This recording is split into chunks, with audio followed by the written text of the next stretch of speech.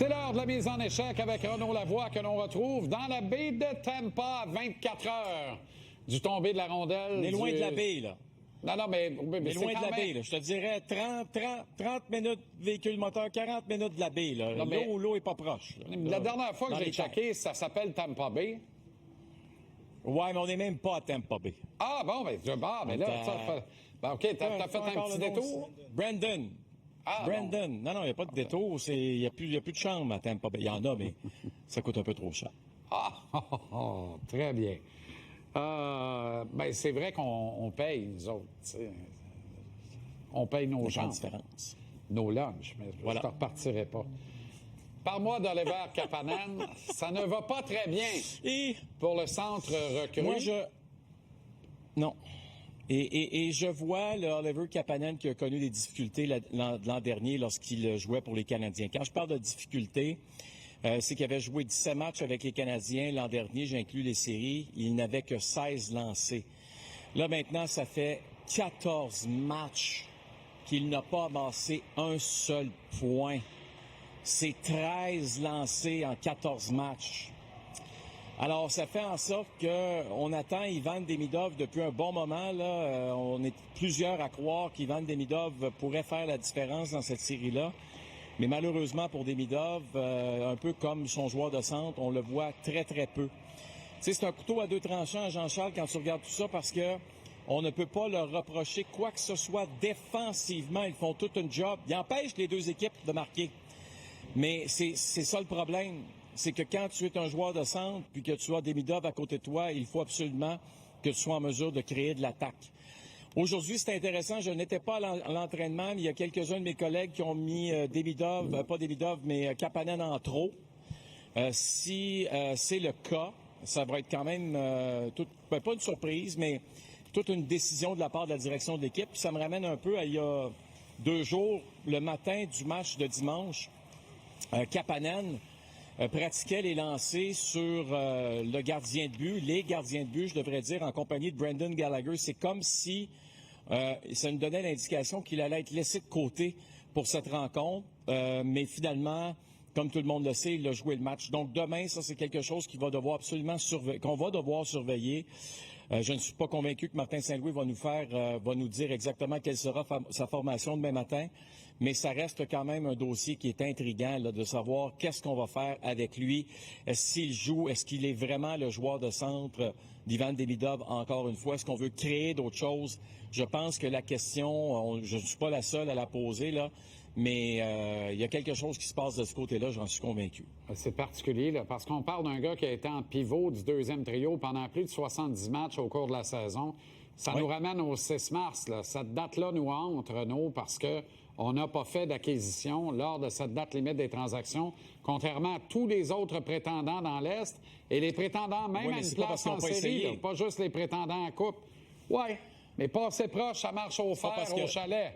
C'est bon en vacances, l'été en gogoune. Nous autres, on veut jouer jusqu'en juin. Fait qu'on remet le tournoi de fer à cet été.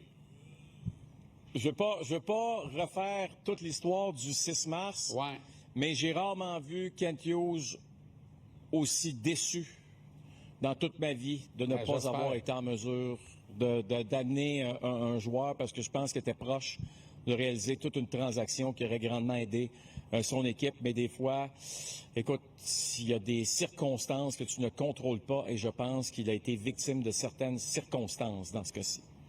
On ne connaît pas le véritable état de santé d'Juraj Slafkovský. Mais si vraiment il est apte à jouer et à aider l'équipe demain, moi, je réunirais Slav avec Kapanen et Demidov. Pendant 31 matchs, ils ont été tout feu, tout flamme. Ça a bien été. Ça a bien été à 5 contre 5, d'ailleurs. Ils ont été dominants. Et Josh Anderson mérite d'aller retrouver Suzuki et Caulfield, un peu comme en finale en 2021. Marquer 2 buts le soir au Dôme du Charme, l'a réuni à Suzuki et Caulfield, dont le but de la victoire en prolongation. Seule victoire du Canadien dans cette finale-là, d'ailleurs. Josh Anderson, en saison, je veux rien savoir de le voir avec Suzuki et Caulfield, mais tu le sais mieux que moi, Renaud, c'est un autre sport, les séries éliminatoires.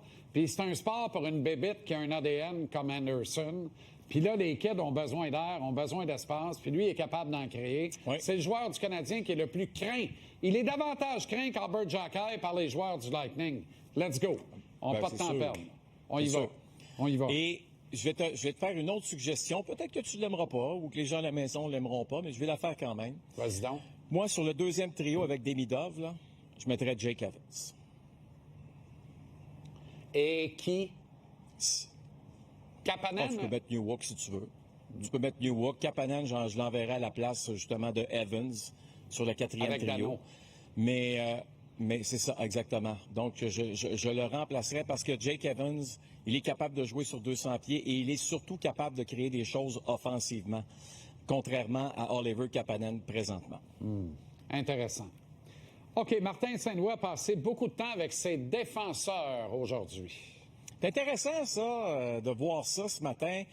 2 fois plutôt qu'une en passant, Jean-Charles, qu'il a passé justement du temps avec ses défenseurs aujourd'hui. Il y a d'explications, de recommandations, évidemment, pour savoir, stratégiquement parlant, là, pour que tout le monde comprenne parfaitement ce qu'on veut faire.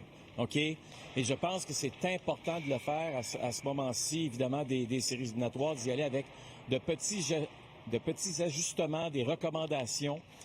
Ça, c'est important de le faire. Puis, à la fin de l'entraînement, il a aussi passé du temps avec qui? Avec Lane Hudson, celui qui est capable, comme tu le sais si bien, de faire la différence dans une rencontre. C'est le meilleur joueur des Canadiens, Lane Hudson, depuis le début des séries. Chapeau à lui. Bref, je tenais à te souligner tout ça ce soir.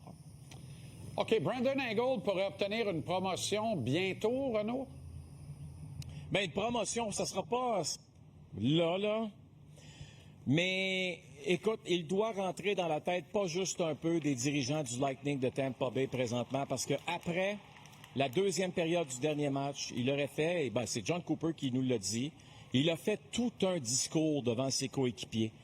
Il s'est levé dans la chambre, un discours où on a motivé les troupes d'une certaine façon. Je te ferai remarquer qu'il n'a pas de lettre sur son chandail. Avec tout ce qui se passe autour de Victor Edmond, reviendra-t-il? C'est quoi l'avenir de Victor Edmond? Mais moi, je regarde les choses aller présentement.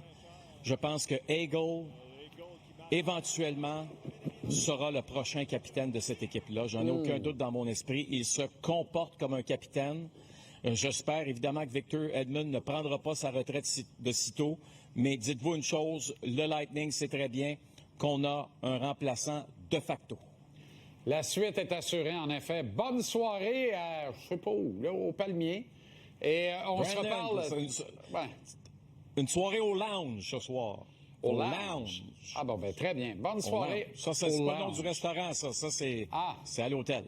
Ah bon, ben très bien. Et à demain, l'avant-match commence ici à 17h et tu y seras avec nous. À demain, Renaud. J'ai bien hâte. Salut, Jean-Charles.